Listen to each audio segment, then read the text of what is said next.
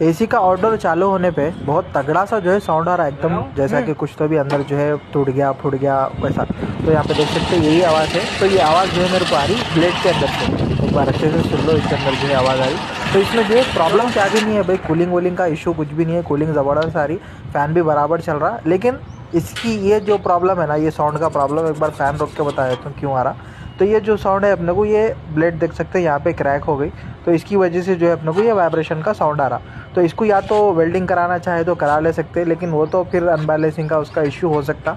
तो उससे बेहतर है कि नई ब्लेड जो है यहाँ पे लाके चेंज कर देना है। तो ठीक है, इसकी वजह से जो है अपने को क्या होता है, इसके बेरिंगा भी जा सकते, खाली ब्लेड के प्रॉब्लम की वजह से फिर मोटर भी चेंज करना पड़ता अपने को। तो वही था समझो, इसके अंदर साउंड का प्रॉब्लम था, साउंड आ रहा बल्कि कंप्लेंट आया, तो आगे चेक करने पे इसकी जो है ब्लेड अपने को ब्रेक हो गई से। अब अपने पास दो ऑप्शन है, या तो नई ब्लेड डालना या फिर वेल्डिंग कर लेंगे, इसको रिपेयर कर ले सकते।